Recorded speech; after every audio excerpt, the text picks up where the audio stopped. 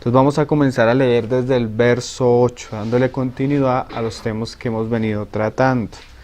Vamos a leer el 8 en adelante de seguido y vamos a ir meditando y vamos a ver un poco el tema que vamos a compartir hoy. El tema que vamos a compartir hoy se llama la excelencia de la fe. Pero no solo vamos a ver acerca de la fe, sino también vamos a ver algo de las distorsiones de la fe. Entonces vamos a leerlo desde el verso 8, que fue el pasaje en el cual quedamos hace 8 días. Dice: bienaventurado el varón a quien el Señor no inculpa de pecado. Entonces, Pablo viene hablando de la justificación que es por la fe, y comparando esa justificación con la fe, comienza a remontarnos a la fe de Abraham y a la fe de David. David decía en los Salmos: bienaventurado el varón a quien Dios no inculpa de pecado. Y ahora Pablo nos va a mostrar la importancia de esa fe en comparación con la ley de Moisés y en comparación con las obras, mostrando cómo la fe es para todos aquellos que creen, sean del pueblo de Israel circuncidados o sean incircuncisos, siendo gentiles. Y dice: ¿es pues esta bienaventuranza solo para los de la circuncisión o también para los de la incircuncisión? Porque aun cuando tú miras la palabra, para los judíos creyentes como Pedro, como los 12, como la iglesia en Jerusalén, fue una sorpresa tremenda que Dios les diera a los gentiles la misma fe, les diera el Espíritu, porque de alguna manera ellos cargaban con ese celo nacional donde ellos se creían únicamente el pueblo de Dios, pero se sorprenden que Dios envía a Pedro a un lugar y Pedro ni siquiera acaba de predicar. Mientras está hablando, aún los gentiles comienzan a recibir el Espíritu y a convertirse. Entonces es una obra que para ellos era incomprendible, como Dios también había incluido entre sus propósitos a los gentiles, los cuales ellos los consideraban como perros. Y lo que va a hacer Pablo es mostrarnos cómo la fe de Abraham fue antes aún de la ley de Moisés y de todos los mandamientos que Dios había dado.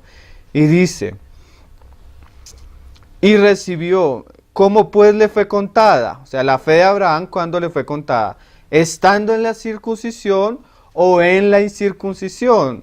No en la circuncisión, sino en la incircuncisión. O sea, cuando Dios llama a Abraham y comienza a darle promesas a Abraham y Abraham cree esas promesas, todavía no se había circuncidado.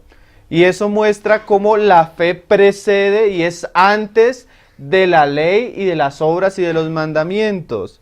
Y dice: y recibió la circuncisión como señal. ¿Por qué Pablo habla de la circuncisión y de las señales?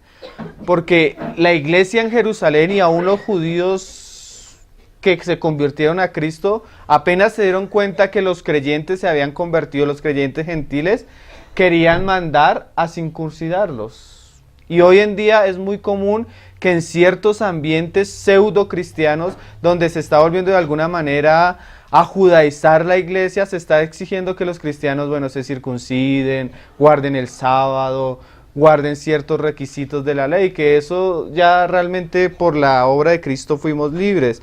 Pablo viene hablando de eso por esos problemas que ya existían en el tiempo que Pablo escribió. Y dice que: y recibió la circuncisión Abraham como señal, como sello de la justicia de la fe que tuvo estando aún incircunciso, para que fuese padre de todos los creyentes no circuncidados, a fin de que también a ellos les sea contada por justicia. O sea, Abraham recibió la circuncisión como una señal de su fe, de que había sido justificado aún antes de circuncidarse.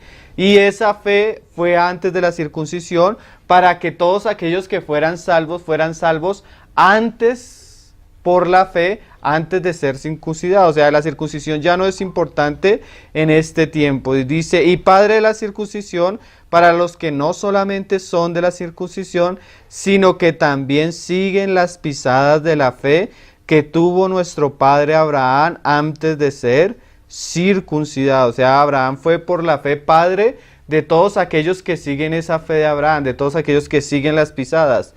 Porque no por la ley fue dada a Abraham o a su descendencia la promesa de que sería heredero del mundo, sino por la justicia de la fe. Porque si los que son de la ley son herederos, vana resulta la fe y anulada la promesa. O sea, una persona que quiere acercarse a Dios por los mandamientos de la ley, lo que está haciendo es vana la fe en Cristo y anula todas las promesas que Dios le dio a Abraham y que se cumplieron en Cristo. Por eso es tan seria la justificación por la fe y la justificación que es por las obras. Cosas que ya hemos venido tratando todo el libro y no vamos a detenernos hoy. Hoy queremos llegar a otros puntos. Pablo lleva 4 capítulos del libro tratando este asunto. Por eso solo los estamos leyendo por encima, porque queremos llegar a ciertos aspectos. Dice, porque la ley produce ira, pero donde no hay ley tampoco hay transgresión. ¿Por qué la ley produce ira? Porque cuando tú tienes una ley y la incumples, ese incumplimiento de la ley produce el juicio de Dios. No matarás, entonces tú matas, entonces se le manda un juicio por causa de haber transgredido esa ley. Pero cuando ya no hay ley, tampoco hay transgresión. Por tanto, es por fe, para que sea por gracia, a fin de que la promesa sea firme para toda su descendencia. No solo, o sea, la descendencia de Abraham no son solo los judíos, no solamente para la que es de la ley, sino también para la que es de la fe en Abraham, el cual es Padre de todos nosotros. Porque los judíos se enorgullecían porque nosotros somos hijos de Abraham, le decía el Señor. Y el Señor les dijo, Abraham puede ser hijo hasta de estas piedras. O sea, Dios podía ser hijos de Abraham a cualquier persona. ¿Cómo? Porque Abraham se caracterizó por la fe, así sus hijos. Todos los que son de la fe son hijos de Abraham. Y dice, como está escrito, te he puesto por padre de muchas gentes, delante de Dios, a quien creyó, el cual da vida a los muertos y llama las cosas que no son, como si fuese. Y creyó en esperanza contra esperanza. Esa fue la fe de Abraham, que a pesar de que ya era un anciano y que prácticamente todo lo que Dios le había dicho era imposible para él se sostuvo creyendo esperanza contra esperanza, para llegar a ser padres de muchas gentes, conforme a lo que se le había dicho, así será tu descendencia. Y no se debilitó en la fe al considerar su cuerpo que estaba ya como muerto, sino de casi 100 años, o la esterilidad de la matriz de Sara. Tampoco dudó por incredulidad de la promesa de Dios, sino que se fortaleció en fe, dando gloria a Dios, plenamente convencido de que era también poderoso para hacer todo lo que se había propuesto, por lo cual, todo lo que le había prometido, por lo cual también su fe le fue contada por justicia. Y no solamente con respecto a él se escribió que le fue contada, sino también con respecto a nosotros, a quienes ha de ser contada, esto es, a los que creemos en el que levantó de los muertos a Jesús, Señor nuestro, el cual fue entregado por nuestras transgresiones y resucitado para nuestra justificación.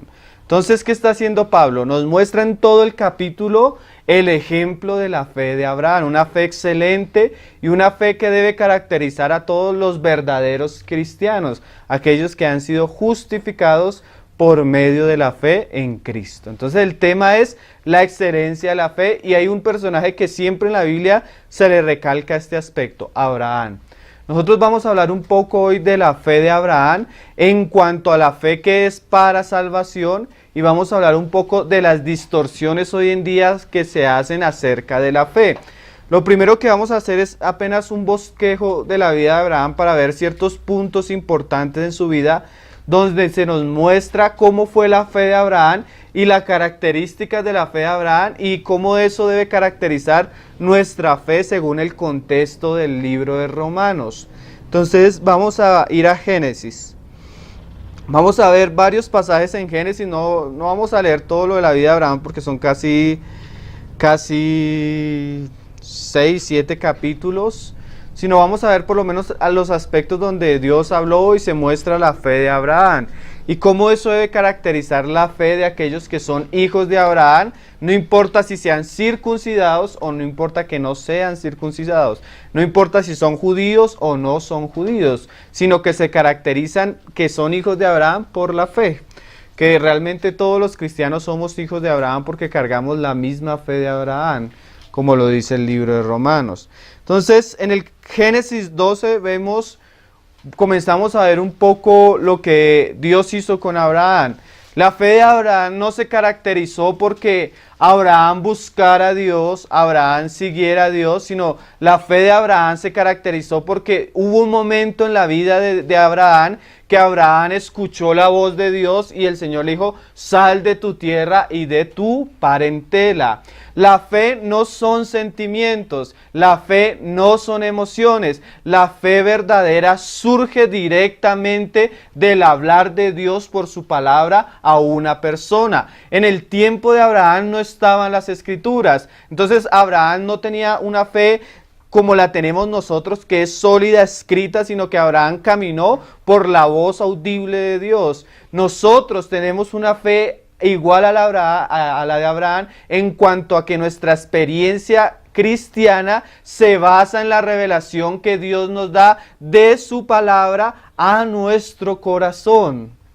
Eso es bastante importante, que comencemos a ver que yo no creo en Dios por lo que siento, si hoy estoy contento, si hoy estoy triste. Yo no creo en Dios por lo que veo o lo que no veo, sino yo creo en Dios por lo que Él dice en su palabra. Si no hay una relación verdadera de la persona a lo que Dios ha dicho en su palabra, no hay una fe verdadera.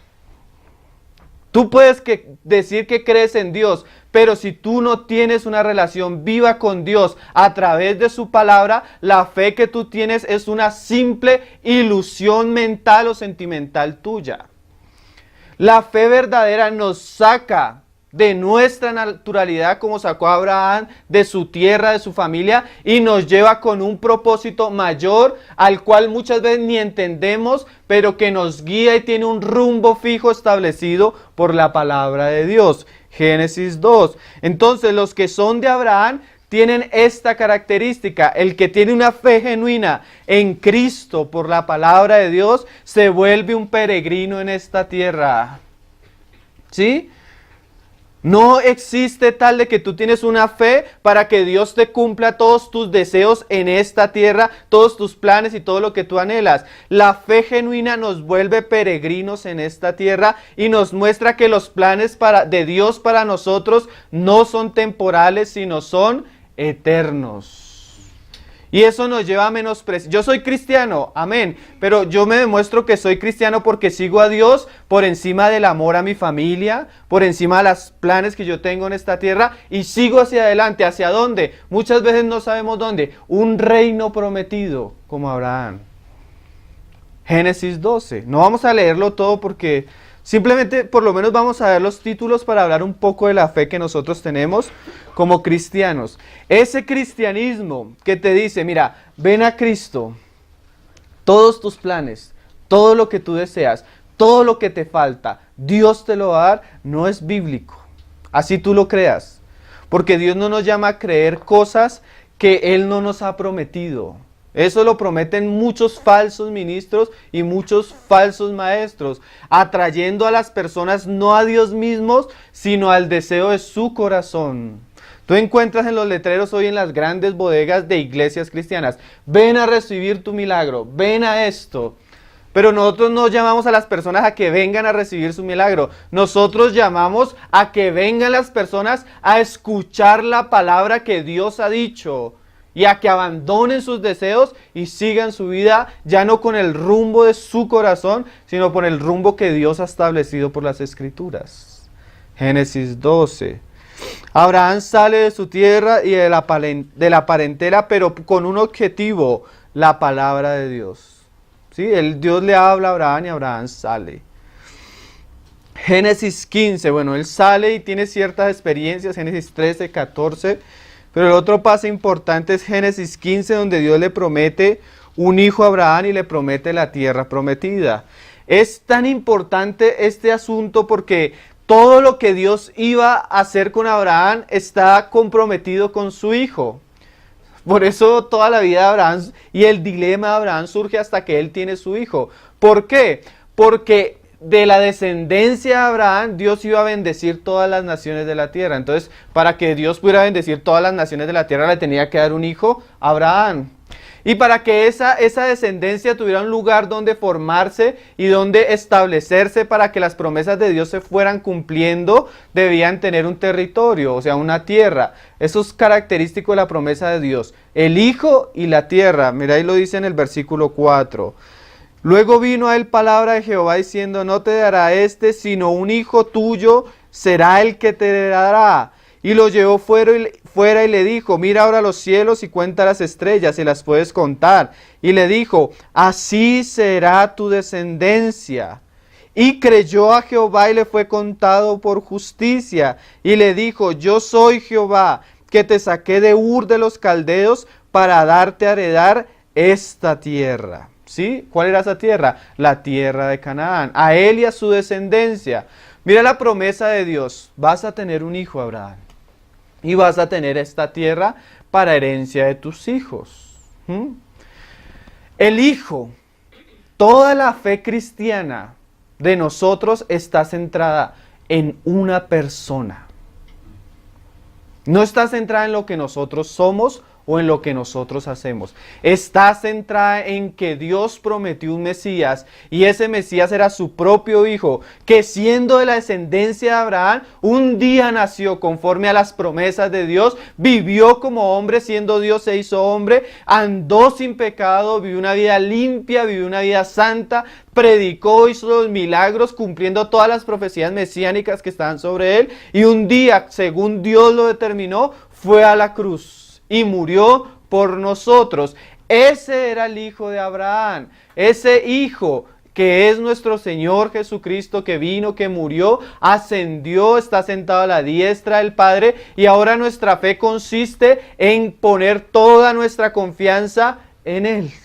¿Sí? Nosotros creemos en Cristo y por eso somos cristianos. No somos cristianos porque tengamos una religión. No somos cristianos porque sigamos ciertas doctrinas. Somos cristianos porque un día Dios nos abrió los ojos y pudimos contemplar la gloria, el amor, el propósito de Dios para nuestras vidas en Jesucristo. De ahí en adelante Cristo se volvió el centro de nuestra vida, el centro de nuestros planes, el centro de nuestros deseos, el centro de nuestra predicación, el centro de nuestras reuniones, el centro de nuestras oraciones, el centro de todo no somos nosotros, es Cristo. No es que tú vienes a Cristo y todas las cosas ahora giran en torno a ti. No, tú vienes a Cristo entendiendo que el gobierno, el propósito, la creación, todas las cosas fueron creadas para Cristo. Una persona respira para Cristo. Si no respira y vive para Cristo, algún día Dios va a decir, esta persona no cumplió su propósito, yo tengo un basurero. Todo lo que en este mundo, sea espiritual, sea material, todas las cosas que no fueron reunidas en torno a Cristo, algún día van a ser echadas en el lugar del lago de fuego, la Gehenna. Que esa palabra Gehenna viene de un lugar en Jerusalén donde a las afueras se echaba la basura, el valle de Ginón. Entonces, todo lo que no cumplió el propósito de Dios va a ser echado ¿en dónde? En la Gehenna. Todo el plan de Dios, toda la Biblia gira y llega a una sola dirección. Todos los libros del Antiguo Testamento caminan como un río que desemboca en una sola lugar o en una sola persona, nuestro Señor Jesucristo. La fe cristiana es una fe que pone toda la confianza en el Hijo de Dios. Un cristiano se caracteriza no por lo que hace, sino porque ha abandonado todo lo que es y ha puesto su confianza en todo lo que hizo Cristo. Él puede ser débil, él puede ser pecador, él puede tener problemas de carácter, pero si tú le preguntas, él va a decir, mi única confianza es Cristo. Cuando tú tienes como confianza a Cristo y a otra cosa, un santo, María o tú mismo, cualquier otra cosa, no eres cristiano. El cristiano es exclusivista porque tiene solo la confianza en una persona, en Cristo. ¿Sí? Es que a veces, hoy en día es tan contrario. Nosotros encontramos que vas a un lugar donde dicen que son cristianos, pero no te están hablando de Cristo y no te están hablando de prosperidad, te están hablando de esto, de esto, de esto. ¿De qué deberíamos hablar si somos cristianos? De Cristo. Cristo y la tierra prometida de Cristo. En el tiempo de Abraham, pues claro que era el lugar, la tierra de Canaán. Para nosotros es el reino venidero, la ciudad celestial, las cosas por venir. Por eso somos peregrinos.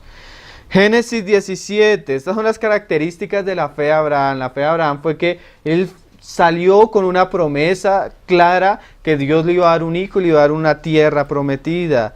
En Génesis 17, Dios hace un pacto con Abraham y con su descendencia. Dios quería ser su Dios y Dios quería que ellos fueran sus hijos. Pero eso está muy enraizado con lo que Dios le había dado anteriormente, la promesa de su hijo. En el 17:7 leemos: y estableceré mi pacto entre mí y ti, y tu descendencia después de ti en sus generaciones, por pacto perpetuo, para ser tu Dios y el de tu descendencia después de ti. Mira qué palabras tan serias. Dios dice: te voy a dar un hijo, te voy a dar la tierra. Pero eso es precioso. Cristo es precioso. Las cosas prometidas son preciosas. Pero cuando tú estás en Cristo, tú te das cuenta que Dios te dice: ahora yo soy tu Dios y ahora tú eres mi hijo. Y miren, cuando un papá tiene un hijo, va a la notaría y hace un documento donde él hace una escritura, donde él en el registro dice: yo soy el papá de este. ¿Saben qué hizo Cristo cuando derramó su sangre? Esta es la sangre del nuevo pacto y el nombre del documento donde estamos nosotros, los que somos de la fe, no fue escrito con tinta del esfero, sino fue escrito con la propia sangre del Señor Jesucristo. Fue tal el compromiso de Dios para con nosotros que permitió que su Hijo muriera de la manera más terrible y cruel para que nuestros nombres estuvieran escritos en el libro de la vida, diciendo: yo soy el Dios de ellos y ellos son mis hijos, por la fe, no por obras, no porque fuéramos judíos o no judíos, sino por la fe en Cristo. Génesis 17. Y dice, estamos en el versículo 7, y te daré a ti y a tu descendencia después de ti la tierra en que moras, la tierra de Canaán, toda la tierra de Canaán en heredad perpetua, y seré el Dios de ellos. Dijo de nuevo Dios a Abraham: en cuanto a ti guardarás mi pacto, y tu descendencia después de ti por generaciones. Mira esa palabra tan interesante. Y en cuanto a ti, o sea, los que son de la fe de Abraham, tienen la responsabilidad de guardar el pacto. ¿Qué es guardar el pacto? Es hacer que eso que Dios le dio por la fe a Abraham, que se cumplió en Cristo, fuera defendido y fuera conocido. Eso es lo que Pablo ha hecho en el libro de Romanos. ¿Qué ha hecho Pablo en el libro de Romanos? Defender nuestra fe, fundamentar nuestra fe y por medio de esa fundamentación de nuestra fe, guardar a la iglesia de otras doctrinas o otros evangelios. Nosotros tenemos la responsabilidad, si somos verdaderos hijos de Abraham, si tenemos una fe verdadera en Cristo, tenemos la responsabilidad de guardar esa fe, de defender ese evangelio, de ponernos en la brecha y atentar contra toda doctrina o pensamiento o viento de doctrina que quiera destruir nuestra fe. Y nadie puede defender su fe si no la conoce. Por esto estos tiempos en torno a la palabra de Cristo son tan importantes. Hoy los cristianos quieren entretenerse, hoy los cristianos quieren tener eventos, quieren tener conciertos, quieren tener actividad tras actividad, pero muy pocos quieren sentarse a los pies de Cristo y escuchar su palabra. Tienen una fe que no conocen, tienen una fe que no defienden, tienen una fe que no guardan. Por eso estos tiempos de la palabra, aunque ante los ojos humanos puedan parecer menospreciables, son las cosas que más necesita la iglesia. ¿Para qué? Para guardar el pacto. Es una fe verdadera en Cristo que se debe guardar. En Génesis 18... vuelve el Señor a ratificar la promesa en Isaac. Vamos a leer desde el 18:9.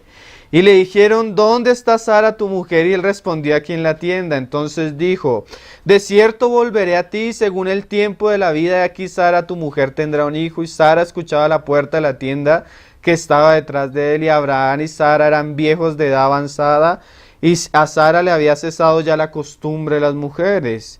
Se rió pues Sara entre sí diciendo, después que envejecidos tendré deleite, siendo también mi señor ya viejos. O sea, Sara vio que lo que Dios le había dicho para ella era imposible. Era un milagro de Dios, era algo en lo cual el hombre no se podría gloriar. Así es nuestra fe. Nuestra fe está basada en un milagro de Dios, el cual nosotros no podíamos hacer. Aún Cristo desde su nacimiento fue algo milagroso, ¿sí? No nació por la fuerza de hombre, sino por un milagro de Dios hecho en el vientre de María. Y eso es difícil para muchos de entender. Y en el 14 dice el ángel a Abraham, ¿hay para Dios alguna cosa difícil? Al tiempo señalado volveré a ti, según el tiempo de la vida, Sara tendrá un hijo. Génesis 21 vemos el cumplimiento de la promesa de Dios a Abraham. En el versículo 2 dice, y Sara concibió y dio a Abraham un hijo en su vejez, en el tiempo que Dios le había dicho. Dios no estaba improvisando. Si una de las cosas más maravillosas que tiene la Biblia es como tú ves que Dios controla los tiempos de los hombres. Es increíble que Dios le dice a Abraham, Abraham, tú vas a tener una descendencia, pero ¿sabes qué? Y lo lees en los capítulos anteriores. ¿Sabes qué, Abraham? Y les voy a dar esta tierra, pero mira, ellos van a ser gobernados por otra nación durante 300 años. Pero después de 300 años yo les voy a dar libertad. ¿Cómo sabía Dios que Israel iba a estar en Egipto 300 años? ¿Saben qué, hermanos? El día exacto que entró Cristo a Jerusalén estaba profetizado por días en el libro de Daniel. Cuando Cristo entra a Jerusalén y dice, hoy, y llora delante de Jerusalén, dice, lloraba porque ellos no habían visto el cumplimiento de su manifestación. Porque nosotros creemos que el Mesías prometido de Israel era Cristo, porque el Cristo debía venir antes de la destrucción del segundo templo, el templo de la reconstrucción del tercer templo, el templo del segundo templo, el templo de Nehemías y de Esdras. Antes que el templo fuera destruido, el Mesías debía venir. Y la profecía de las 70 semanas de Daniel nos da los días, las horas. Pablo decía que Cristo vino en el cumplimiento de los tiempos, ni un día más ni un día menos. Qué cosa preciosa, Dios gobierna los tiempos. Hay profecías donde no han nacido las personas, un rey no había nacido, y dice Dios por el profeta, y a ti Ciro te he escogido para que tú lleves a cabo mi propósito. Y Ciro no había nacido. Ni siquiera la mamá de Ciro estaba embarazada, 100 años antes. Y Dios ya le dice cómo se llama y lo que va a hacer con él. Qué tremendo, ¿no? Nuestro Dios. Una de las pruebas sobre la que todos los escépticos caen y golpean la Biblia y son derribados es la profecía cumplida. Ningún otro libro en la historia tiene tanta profecía con tanta exactitud y con un cumplimiento exacto. El 98% de las profecías bíblicas ya se cumplieron exactamente como Dios lo dijo. Eso no lo tiene ni el Corán, eso no lo tiene ni los libros de los hindúes, eso no lo tiene ningún otro libro. Eso es maravilloso cuando tú estudias la palabra a la luz del cumplimiento profético. Génesis 22, como que Dios venía trabajando con la fe de Abraham, le da a su hijo como Dios se lo había dicho, el cual es base de nuestra fe y nos muestra que el hijo de Abraham, Isaac, siendo tipológicamente, simbólicamente a la persona de Cristo, debe ser sacrificado. Dios no solo nos prometió un Mesías, nos muestra por la vida y el hijo de Abraham que ese Mesías en el tiempo cumplido debía ir a la cruz. Y Abraham, en testimonio de Dios el Padre, extiende su cuchillo y va a sacrificar a su hijo. Dios no le permite sacrificar al hijo de Abraham, a Isaac, porque iba a llegar el momento que el verdadero hijo de Dios iba a ir a la cruz y él iba a morir. Nuestra fe está fundamentada en dos hechos. Dios se hizo hombre y él como hombre murió en la cruz y resucitó. Esa es la fe cristiana. Esa es la fe que salva, esa es la fe que justifica al hombre. Esa es la fe que le permite al hombre tener una vida y una relación verdadera con Dios. Fuera de ahí no hay cristianismo. Ese es el fundamento y la base de nuestra fe. ¿Sí? Esa es la fe excelente, esa es la fe grandiosa, esa es la fe verdadera. Podemos concluir Romanos capítulo 10, verso 17. Romanos 10, verso 17. Así que la fe es por el oír y el oír por la palabra de Dios. Si tú, como Abraham, no escuchas la palabra de Dios, no tienes un encuentro con la palabra de Dios, tú no tienes una fe verdadera. La fe verdadera viene por el sentarse a oír la palabra de Dios. ¿Sí? Esto es muy importante porque ahorita vamos a ver las distorsiones de la fe.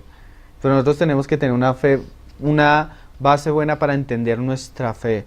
Porque hoy en día se habla mucho de fe de palabra, de fe de movimientos de fe, pseudo cristianos que no son bíblicos. Entonces hoy vamos a hablar un poco de eso porque tiene mucha relación. El mensaje de Dios estaba centrado en la descendencia de Abraham, en Cristo y en su obra. Mira cómo lo dice Gálatas capítulo 3. La palabra de Dios trae fe, pero la palabra de Dios tiene un mensaje exclusivo: Cristo y su obra.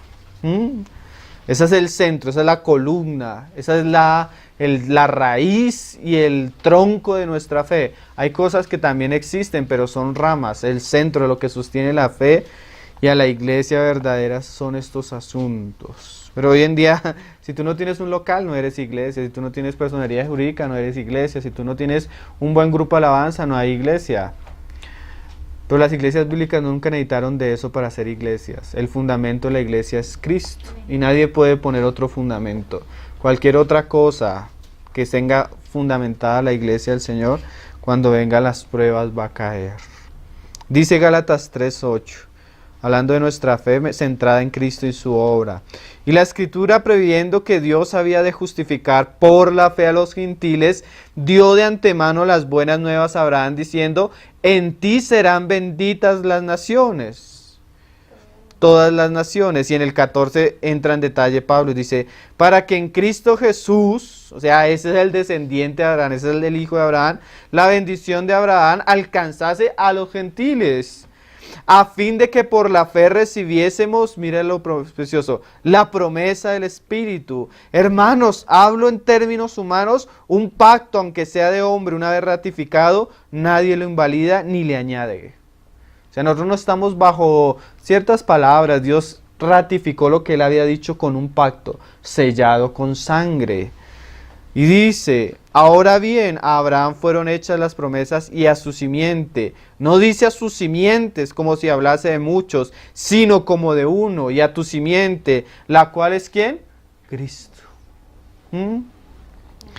Primera a los Corintios 15:1. Nuestra fe está cimentada en la simiente de Abraham, que es Cristo Jesús, y en lo que Cristo Jesús hizo. Como el hijo de Abraham tuvo que ir un día y cargar su madero y estar amarrado para ser sacrificado, así Dios permitió que su verdadero Hijo, nuestro Señor Jesucristo, lo viviera. Y esa es la base de nuestra fe. 15:1 dice, 1 Corintios 15:1. Además os declaro, hermanos, el evangelio que os he predicado, el cual recibisteis y en el cual también perseveráis. O sea, lo que Pablo predicaba, lo que la iglesia debería recibir y en lo que la iglesia debería perseverar. Por el cual asimismo, si retenéis las palabras que os he predicado, sois salvos, si no creísteis en vano. Si ustedes retienen el mensaje de Cristo, eso puede producir salvación y vida nueva. Si no creen en vano, porque hay personas que en algún momento tienen ciertas emociones, pero con el tiempo se apartan. Muchas veces nunca hubo un nacimiento, no hubo una verdadera conversión. Ayer hablábamos de eso en la escuela de la obra. Y dice, y mira el mensaje, mira la centralidad de nuestra fe, porque primeramente os he enseñado lo que asimismo recibí, que Cristo murió por nuestros pecados conforme a las Escrituras, y que fue sepultado y que resucitó al tercer día conforme a las Escrituras. ¿Sí ven? Todo lo que hizo Cristo está consustentado, fundamentado, prometido y esperado por las Escrituras y cumplido por Cristo. Esa es nuestra fe. Vamos a hablar un poco de las distorsiones de nuestra fe. Hoy en día tenemos muchos falsos maestros, muchos vientos cerrados, doctrinas de demonios que se han infiltrado en la iglesia, que en su apariencia tienen un aspecto cristiano. Y uno de los puntos donde más se ha caído en esto es cuando se habla de la fe. Entonces vamos a leer unos pasajes que siempre se ha usado para estas cosas, que se aísla de las Escrituras y se interpreta mal. Marcos 11, verso 22. Este pasaje ha sido bastante tomado fuera de contexto e interpretado a la ligera por muchos. Entonces es importante que cuando nosotros hablemos de la fe, hablamos de una fe bíblica, una fe cristiana bíblica, porque hoy tú dices, hasta uno a veces cae en eso, dice, hermano, me va a comprar un carro, sí, ¿cómo? No, pues por la fe. Entonces decimos por la fe, pero lo estamos hablando de un deseo que yo tengo, ¿eso es la fe bíblica? Hermano, dilo por la fe y se te va a cumplir. Palabras que se ponen como fe, que no vienen sino a ser doctrina de demonios que se han infiltrado en la iglesia. Entonces vamos a estudiar, así sea un poco, porque es importante. Yo he visto que hemos caído y nos hemos dejado empabunar de tantas cosas extrañas al evangelio. El pasaje que siempre usan estos personajes es este, desde el 22. Respondiendo Jesús le dijo, tened fe en Dios, porque de cierto os digo que cualquiera que dijera a este monte, quítate y échate en el mar, y no dudar en su corazón, sino que creyere que será hecho lo que dice, lo que diga le será hecho. Por tanto os digo que todo lo que pidiereis orando, creed que lo recibiréis y os vendrá. Entonces este pasaje muchas personas lo comienzan a decir, bueno, mira, todo lo que tú quieras, todo lo que tú desees, lo único que tú tienes que hacerlo es pedirlo con fe. Entonces tú dices, no hermano, es que estoy como enfermo. No hables así. No hables así, porque eso no es fe. Ten fe, porque todo lo que pidas con fe, Dios te lo dará. Voy a ver si estudio este año. No hables así, habla con fe. Di, voy a estudiar este año. Hay un movimiento que se llama Movimiento Palabra de Fe, que ha influenciado el cristianismo en Latinoamérica de una manera terrible, hermano. Tenemos varios exponentes de esa influencia, como Cash Luna, tenemos hasta el cantante Marcos Witt, tenemos a Guillermo Maldonado, tenemos a varios de esos famosos que han influenciado a varios de los pastores más conocidos aquí en Bogotá. Cristo dijo esto, nosotros no podemos negar que Cristo dijo esto. Lo que también dijo es que la suma de la palabra es verdad. ¿Hasta qué punto todo lo que yo digo creyendo se va a cumplir? Vamos a leer otros pasajes. Juan 15:7.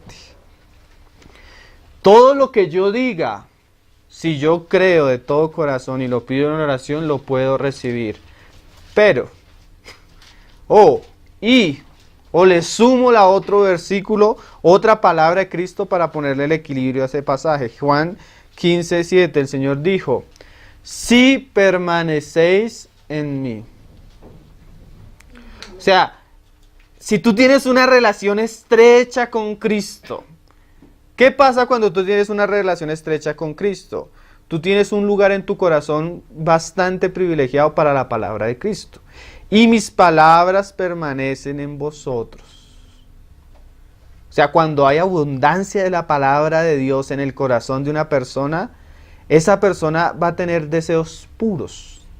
Esa persona no va a pedir para ella misma. Esa persona no se tiene en el centro de ella, sino que Dios mismo en su corazón abunda por su palabra y dice, pedid todo lo que queréis y os será hecho. Ahí el Señor vuelve a ratificar lo que dijo en Marcos, pero le añade algo, que cuando tú pidas de todo corazón creyendo, debes tener abundancia en la palabra y debes tener una relación bastante íntima con Cristo. Otro pero. O sea, no pero, otro aspecto que le añade la palabra. cuando la palabra dice que oremos y dice que cómo debemos orar, el Señor nos da los principios que deben gobernar lo que creemos y lo que debemos pedir. ¿Sí? Mira lo que dice Mateo 6, verso 9, porque los discípulos un día dijeron, Señor, enséñanos a orar. ¿Por qué? Porque no sabemos orar. ¿Y cómo vamos a pedir algo si no sabemos? Entonces el Señor les dijo, les voy a enseñar a orar. Y en la oración que Él nos enseñó, nos mostró que debemos pedir creyendo. Que es bastante diferente a lo que nosotros pensamos. Pablo decía, ¿cómo debemos orar si a veces ni siquiera sabemos? De verdad, tú, ¿cuántas veces has querido algo, has deseado algo con todo tu corazón? Cuando viene eso a tu vida te has dado cuenta que tal vez ha sido de las equivocaciones más grandes que has tenido. Yo quiero esto, y quiero esto, y quiero esto, y quiero esto. Y tú ves que lo que esa persona quería después fue una tragedia terrible por la cual llora y llora y llora y llora. Una muchacha, yo quiero este hombre para mi vida, yo quiero este hombre para mi vida, se mete con ese hombre y las tristezas que le caen le repercuten en su vida. ¿Cómo tú sabes que te conviene? Dice Pablo, a veces no sabemos ni cómo orar, tenemos que inclinarnos delante de Dios y rogar que Él gima desde nuestro interior, pidiendo según la voluntad de Dios por el Espíritu Santo. Porque y si Pablo, que era un apóstol, no sabía qué le convenía, más nosotros. Por eso en la oración prima algo, no se haga mi voluntad, Señor, sino tu voluntad. Pero hoy tenemos pastores que le están diciendo a los hermanos, miren, cuando usted vaya a orar, no diga que se haga tu voluntad. No diga si tú quieres, Señor, porque eso es falta de fe. Di, Dios, yo quiero esto, y dilo con fe, y Dios te lo va a dar. No ores sin fe. No, eso no es bíblico, hermanos.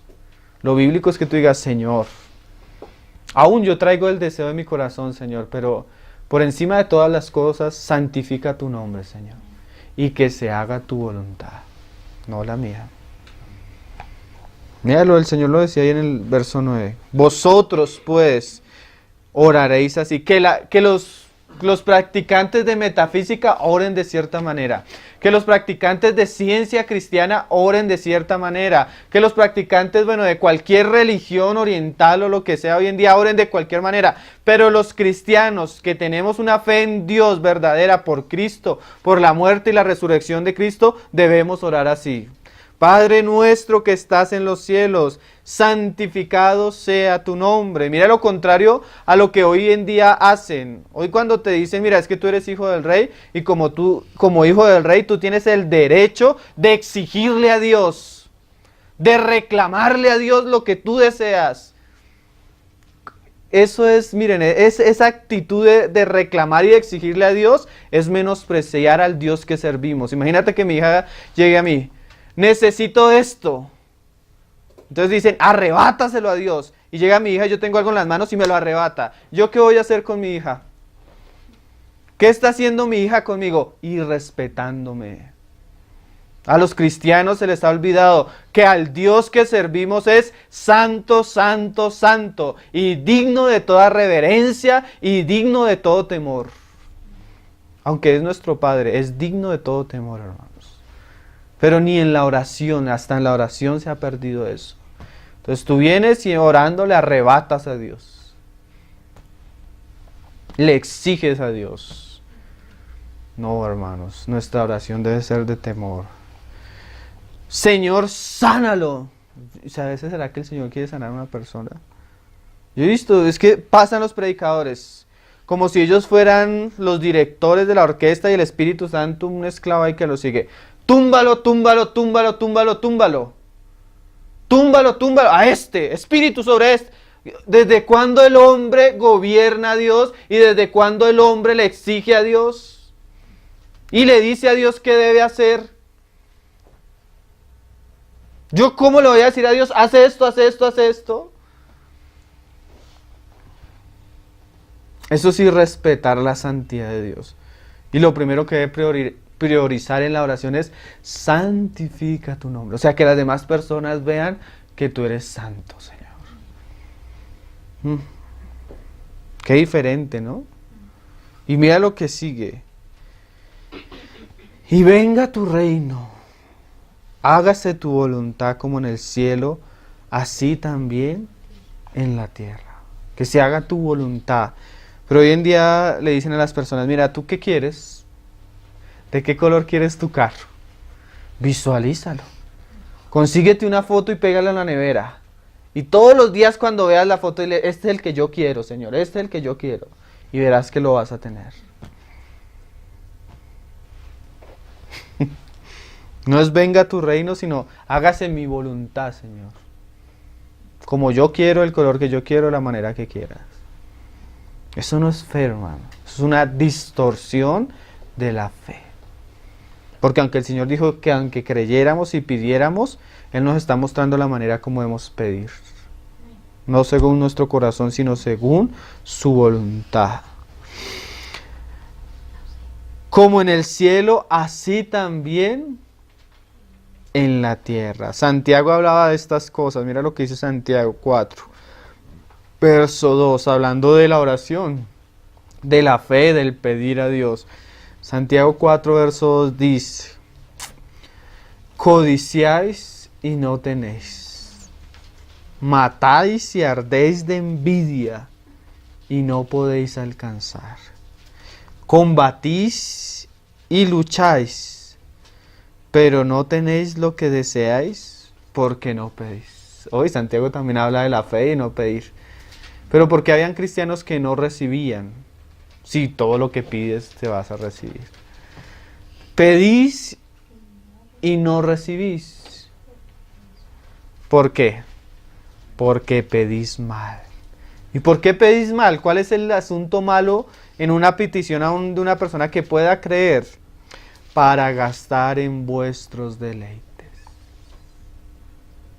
Mira, yo he escuchado a un predicador muy famoso, yo cada rato hablo de él, diciendo, ¿a mí de qué me sirve de que me hablen de oro allá en la Nueva Jerusalén? Yo quiero oro ahora. ¿Para qué? Para gastar en sus deleites. Una persona que llega a un hotel y en una noche, un predicador cristiano, que paga $20,000 por una noche de hotel, en el hotel más exclusivo de la ciudad donde él llega, ¿qué se puede esperar de él?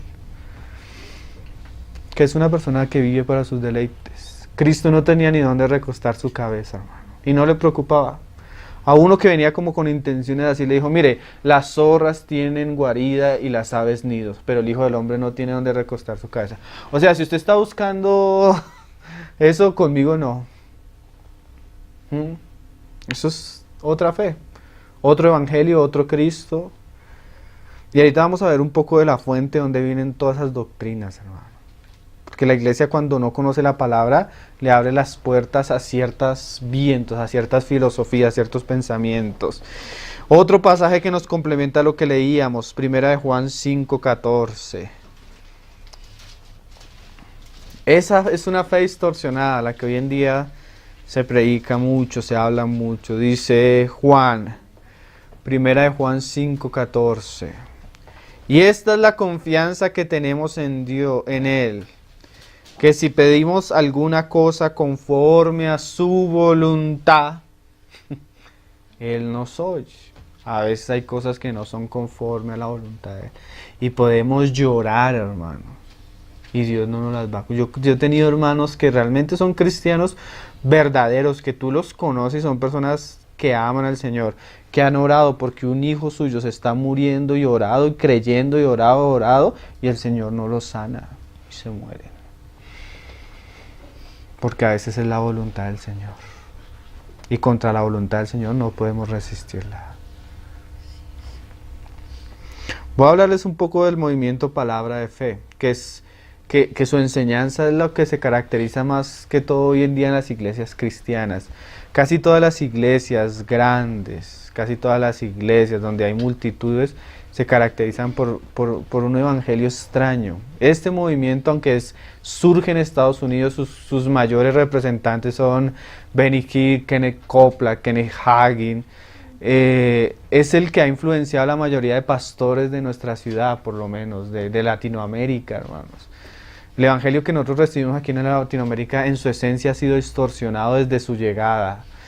Las grandes denominaciones aún de Bogotá, yo tengo videos en la página donde Benny Hinn está en varios lugares aquí conocidos en Bogotá imponiendo manos sobre los pastores y su doctrina es parecida a la que ellos predican. Entonces es un movimiento de Estados Unidos, pero que su influencia la vemos hoy hasta nuestros días y en nuestro alrededor.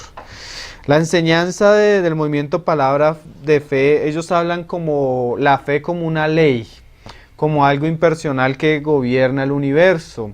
Algo así como la ley de la gravedad, que todo lo que sube tiene que caer. Ellos hablan de la fe así, como algo que si tú crees y lo confiesas se ha de cumplir porque es una ley que Dios puso en el universo. Más o menos es lo que ellos dicen. No importa si tú eres cristiano o no, si tú tienes fe y lo confiesas se te va a cumplir porque es una ley, ¿sí?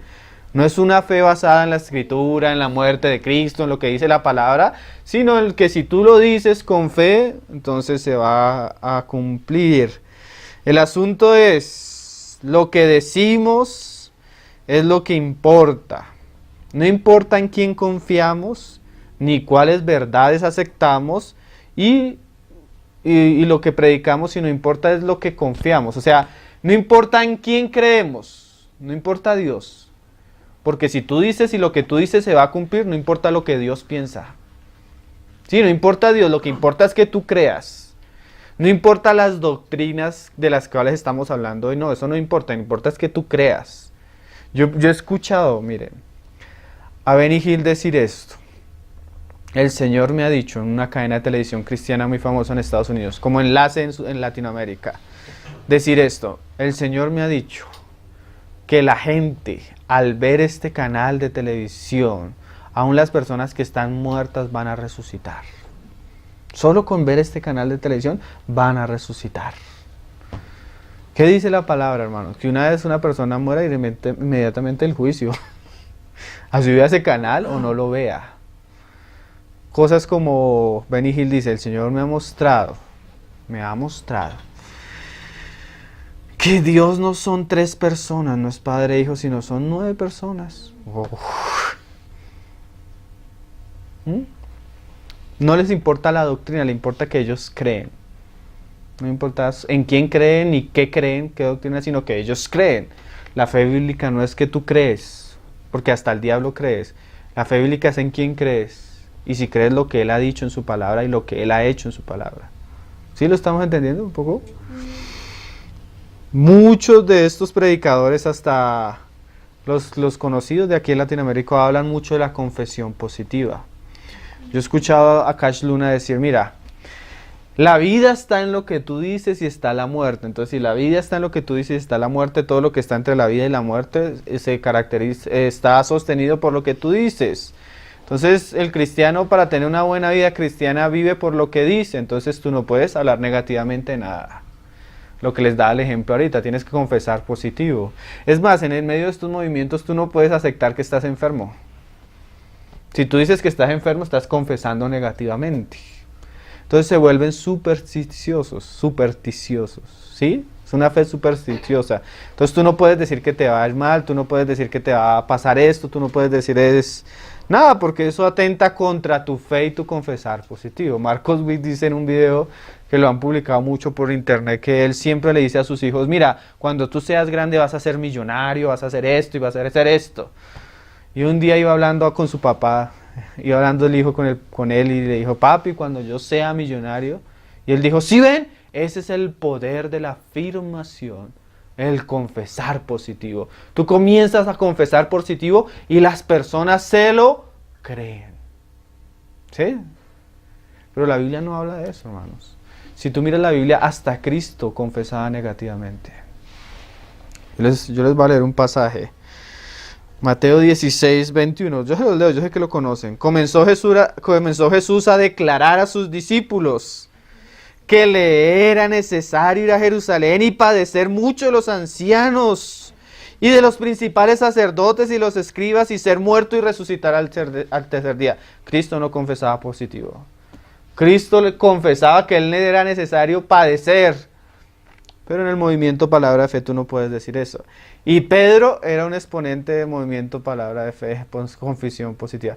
Ni se te ocurra decir eso, Señor. ¿Qué le dijo el Señor a Pedro? Apártate de mí, Satanás.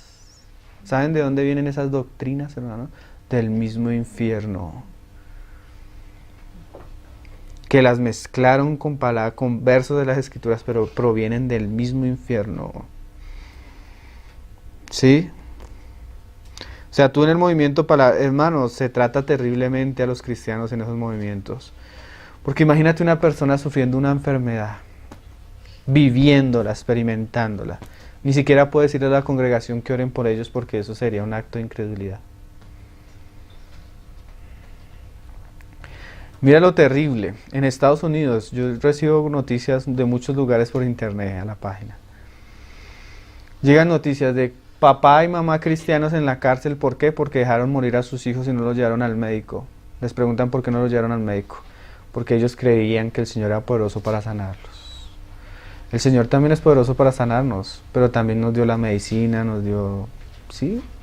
Oye, es que los cristianos hoy en día a veces ni razonan, hermano.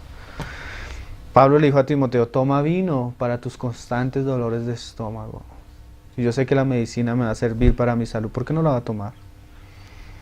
Los milagros es cuando Dios ve que no hay ningún medio que podamos tomar, pero Él mismo recomienda en algunos pasajes de la Biblia no comer ciertas comidas, hacer ciertas cosas en beneficio del cuerpo.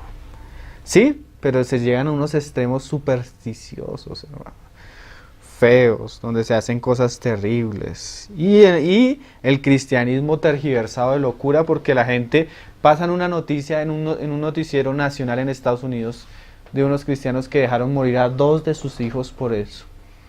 Por no llevarlos al médico. ¿Qué van a pensar la gente? Esos cristianos son locos. Nuestra fe es una fe razonal. O sea, que razona, que es. Confesión positiva.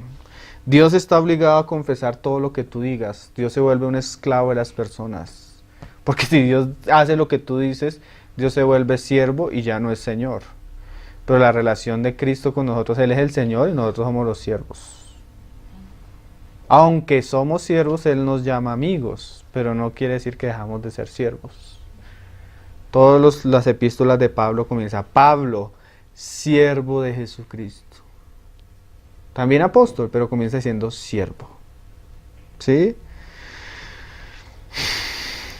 En estos movimientos, hermanos, las palabras, los pensamientos de los cristianos se vuelven como conjuros mágicos, parecen brujos. Tú tienes que hablar de cierta manera para que Dios te lo responda. No puedes hablar así, sino se vuelven como conjuros. Cuando Pablo dice en Romanos 8, dice que a veces ni siquiera sabemos cómo pedir, pero si estamos en el Espíritu intercede por nosotros con gemidos indecibles según la voluntad de Dios. Miren, hermanos, si bien nosotros debemos hablar y entender lo que hablamos, a Dios no le importan mucho nuestras palabras. Dijo el Señor, no sea como los hipócritas, que gustan pararse y hacer largas oraciones, creyendo así que van a ser escuchados. Cuando ustedes oren, sean claros, esto, Señor, esto, y lo pedimos en el nombre de tu Hijo, rogando tu voluntad, que se haga lo que tú quieres, lo que leíamos en el Padre Nuestro, ¿sí? Estos movimientos siempre enfatizan en algo. Sanaciones, prosperidad, ¿sí? Y bueno, esas cosas. Eso es lo que generalmente se convierte al sanador en un milagro, en una persona, un héroe en medio de estas cosas, pero al que le falta fe se le vuelve un pecador, porque si el Señor no lo sana y usted cree es porque está en pecado, hermano. Entonces Pablo estaba en pecado, porque Pablo rogó 3 veces al Señor para que lo sanara, y le dijo, no lo sano, hermano. Bástese de mi gracia. No lo sano. Entonces Pablo era un pecador porque tenía una enfermedad. Timoteo tenía otra enfermedad, dolores de estómago. ¿Eran pecadores? No, simplemente no era la voluntad del Señor, porque el Señor usaba esas enfermedades, porque Pablo mismo dice, para guardarlo del orgullo y de enaltecerse, ¿sí? Ahí se dice mucho en estos movimientos, cuando le hablan a las personas de orar. No use esas frases, Señor, si es tu voluntad, porque eso es falta de fe. Cuando eso es lo que el Señor decía que oráramos.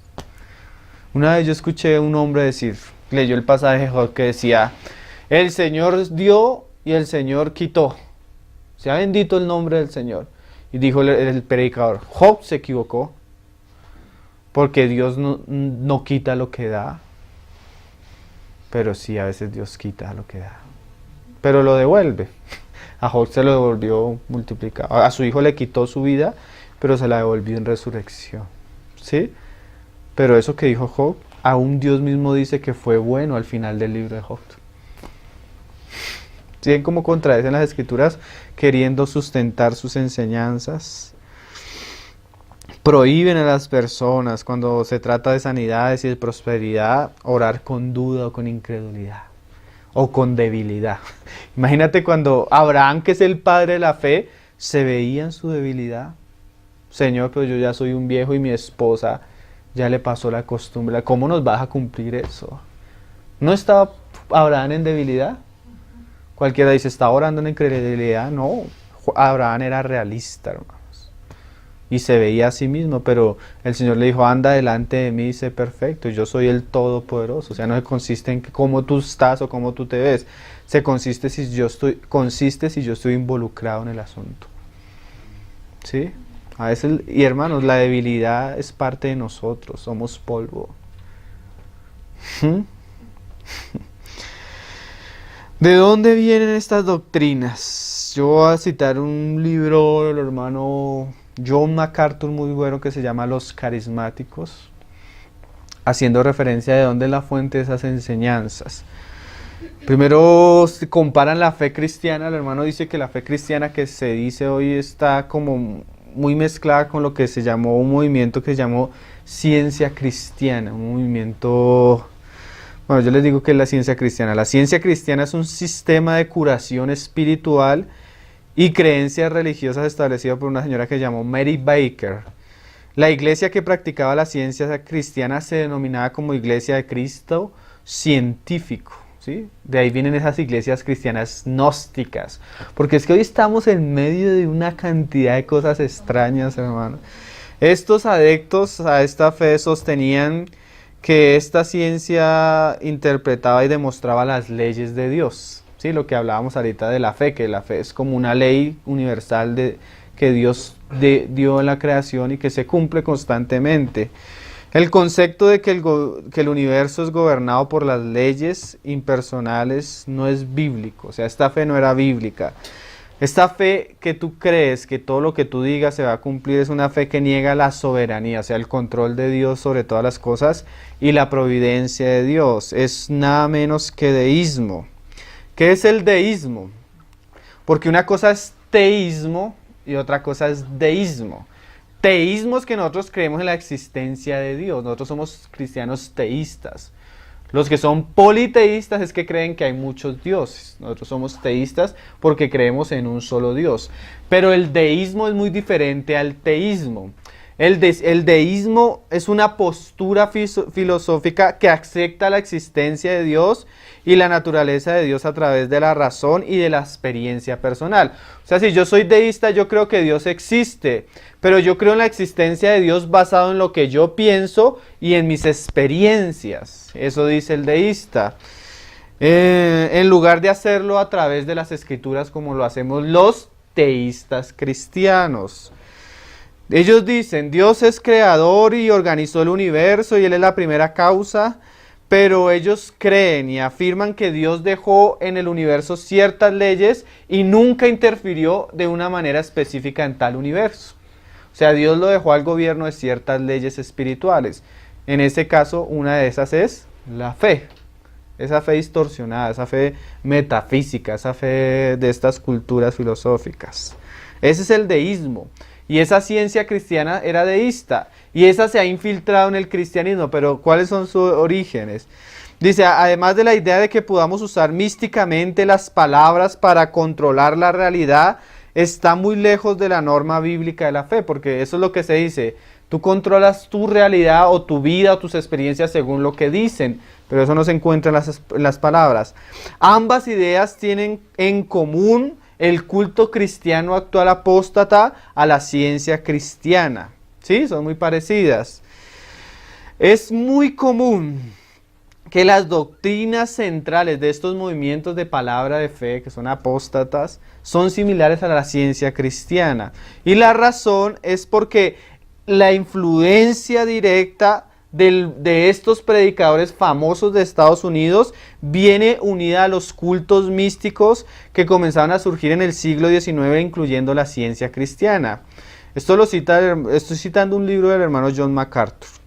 El hermano John MacArthur habla de un libro que se llama Un Evangelio Diferente de R. McConnell. El hermano hace una crítica a todos esos movimientos palabra de fe y muestra cómo los principales exponentes del movimiento palabra de fe vienen de líneas metafísicas y de ciencia cristiana. El hermano en este libro dice que el mayor expositor de estos movimientos de palabra de fe no es Cash Luna, él es un discípulo de discípulos de unos que vienen de Estados Unidos que son muy conocidos. Entre esos, pues acá el más famoso es Benny Hill. Pero arriba de Benny Hill hay uno que es muy famoso, usted lo puede buscar por internet, tiene muchos libros. El hombre se llama Kenneth Hagin. Él es el papá de todos los predicadores de palabra de fe. En los documentales que yo tengo en Tesoros Cristianos sobre la metafísica y la palabra de fe, siempre lo nombran a él, es como de los papás. Y este hombre fue bastante influenciado por otro hombre que se llama E.W. Kenyon. Muchas de sus doctrinas y enseñanzas son simplemente el plagio o la copia de los escritos de este hombre. Entonces está los conocidos, arriba de ellos está Kenneth Hagin y arriba de él está E.W. Kenyon. ¿Sí? Todo lo que él enseñaba estaba basado en lo que enseñaba Kenneth Hagin, estaba basado en lo que enseñó W. Kenyon.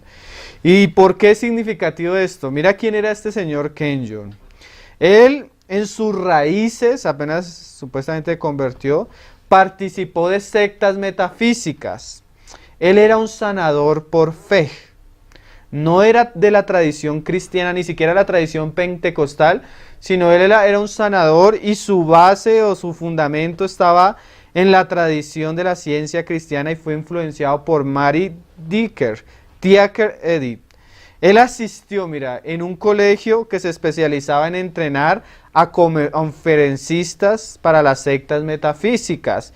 Y él importó y adoptó a su sistema la mayoría de ideas esenciales que se propagaban en la metafísica. Y de ahí las absorbió Hagin y ahí la mayoría de predicadores conocidos. En el libro que el hermano MacArthur insinúa, el libro de Un Evangelio Diferente, dice que él demuestra claramente que los maestros de la palabra de fe deben su ascendencia a grupos como la ciencia cristiana, la teosofía, la metafísica y el swedenborgianismo, la ciencia de la nueva mente y el nuevo pensamiento. Ustedes se han visto todos esos libros así de metafísica, de allá viene su tal palabra de fe. Es una fe diferente, es una fe distorsionada.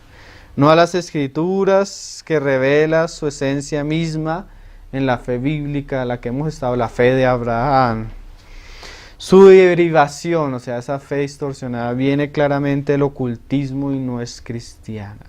Esa parte del libro de John MacArthur, Los carismáticos, la parte que él habla de la fe es muy buena para complementar lo que hemos hablado. Él muestra cómo esos movimientos se dejaron distorsionar por todas estas cosas de las cuales hemos hablado. Entonces, la fe bíblica, hermano, la fe normal, es la fe de Abraham, que tiene varios puntos claves y que es el fundamento de nuestra fe.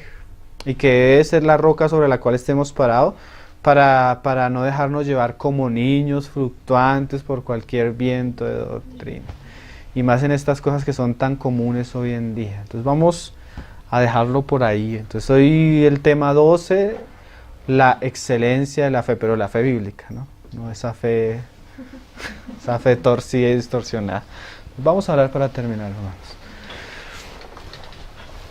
Señor, te damos gracias en esta noche por permitirnos estar hoy aquí, Señor, reunidos en torno a ti, en torno a tu palabra. Te rogamos de todo corazón, Señor, que tú nos enseñes, Señor, que tú por tu palabra nos guíes, nos instruyas, nos corrijas, nos exhortes, Señor.